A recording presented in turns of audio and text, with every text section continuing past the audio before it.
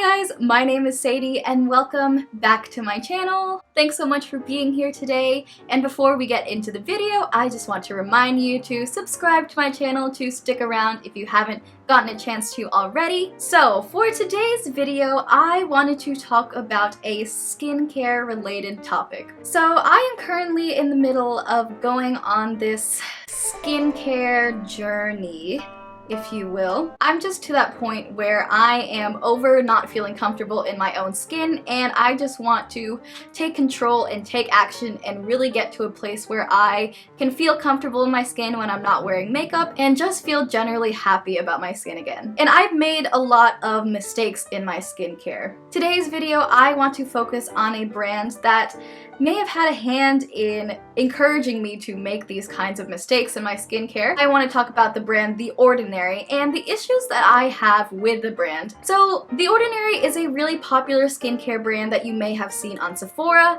They are part of this bigger company called DCM, I believe that's how you pronounce it. But they are really well known for being a really affordable skincare line. As you can see, with the arsenal of products behind me, I have been a fan of The Ordinary. I have purchased a lot of their products and I have used them for a long time. But like I said, I have made a lot of skincare mistakes in the past, and there are aspects of this brand that are not really consumer friendly and can lead to someone making these same kind of skincare mistakes. I don't mean to say that this is a bad brand by any means. I think what they do is really great, providing these formulas with these good ingredients at a really affordable price, but I just think that they are not always keeping the consumer in mind when they are formulating and releasing their products. They do release some really great products which are very popular among a lot of people, some of which include the niacinamide and the hyaluronic acid. My first issue with this brand is just the lack of information that they have. Because The Ordinary is such an affordable brand, as a consumer who is looking for something new to throw into their skincare routine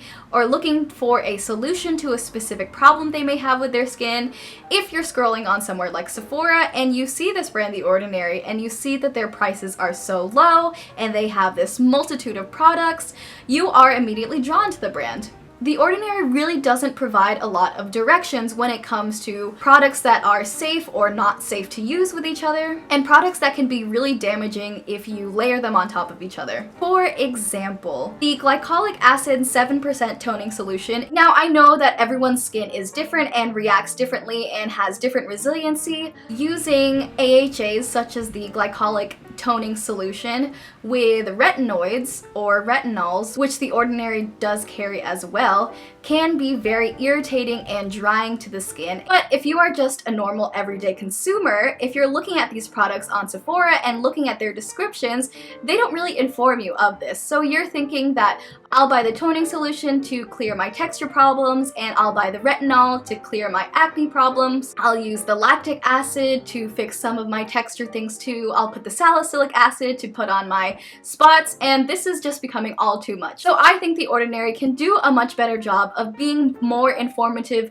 to their consumers and providing more information so that consumers do not damage their skin with going overboard, which is what I am definitely guilty of doing. So don't follow my mistakes, and this can easily do more harm than good. This kind of also relates to all of the options for exfoliators they have. I want to talk about the glycolic acid and the lactic acid specifically. So these are two very popular forms of chemical exfoliants. They are both AHAs, which means that they focus on the topmost part of your skin. I know it may seem like the more products that I use, the more effective my skincare will be. And while there are products out there that do formulate with both glycolic acid and lactic acid in this form, using two products at a time, you don't really know if they're meant to interact with each other in that way. There is a reason that brands out there do formulate their products in a way where they include multiple actives at the same time, but it is formulated in a way that will be okay for your skin.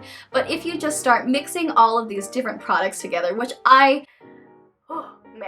know I have done, you don't know how your skin is going to react, and you don't really know if that is okay for your skin, if it's meant to be used in this way. You don't know if the products are going to have some sort of adverse effect on your face, and you don't know the percentages at which you are mixing these actives, which can really lead to damaging your skin, which I can speak to experience of.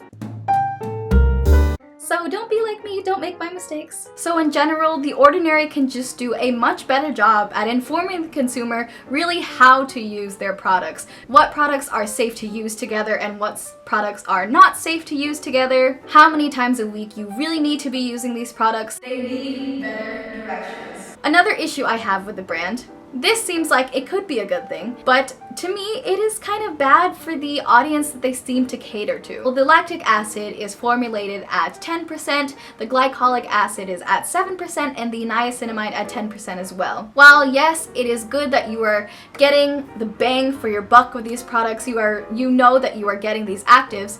If you are a person who is new to skincare and you haven't used these active products before, I personally think that these are really high percentage formulations that can really cause a reaction to someone who has never used them before. So yes, it is good for someone who has used glycolic acid in the past and knows that their skin will be okay with it. But if you are someone who is just looking to fix a texture issue, I know that I experienced this. My skin really burned after using this product. Another example is their niacinamide. I mentioned it is formulated at 10%, and this is a really popular product among a lot of people. But for me, at 10%, my skin does not react well with it. It is not happy, and the next day I notice a lot of redness and irritation. I know that kind of has to do with my damaged skin barrier and my damaged skin in general right now, but most likely people who are shopping this brand are people who are new to skincare, and these are just really high percentage formulations for people who are probably new to using these types of actives,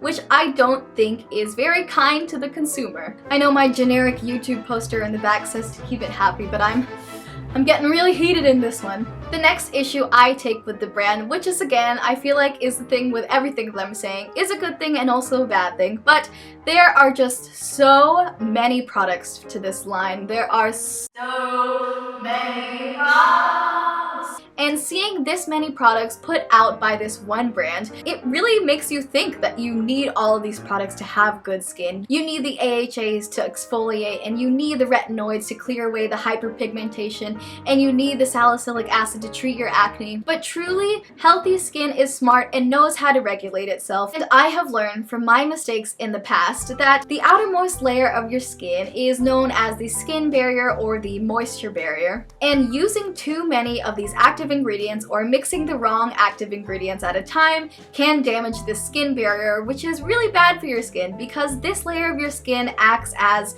sort of the defense between you and the things that your skin come in contact with, whether it be pollution or the makeup products that you put on. If you use a bunch of these active ingredients all the time, multiple times a week, you can really damage your skin in this way and it will not be functioning properly like I am at right now. I have been watching a lot of skincare content here on YouTube, and one of the creators that I have come to love is Leah Yu. She is a really popular skincare YouTuber, and she has her own skincare line called Crave Beauty. Crave Beauty has, I believe, 5 or 6 products at this point, and if you look on their website, they have really detailed information on who their products are meant to be used by, who really needs the product, who the products are safe to be used by, and they don't have these overwhelming amounts of active ingredients or just products in general. And to me, this shows that she really cares about the people who buys her product. She cares about her brand and the things that they stand behind, which is listening to your skin. So overall, do I think that you should stay away from The Ordinary and never buy any of their products?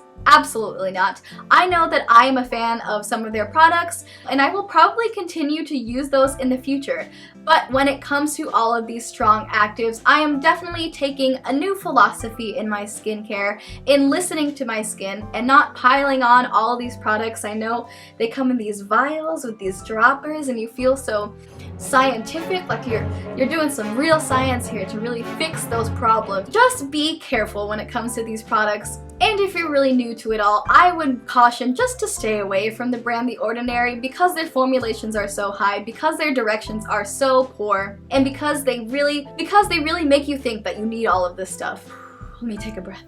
I know this video has been a very long-winded rant, but I just wanted to help all of you out there who are on a skincare journey of healing, and together, let's embrace this idea of teaching our skin how to function healthily and not piling on all of these actives. I hope to make more videos in the future about this skincare journey I am on.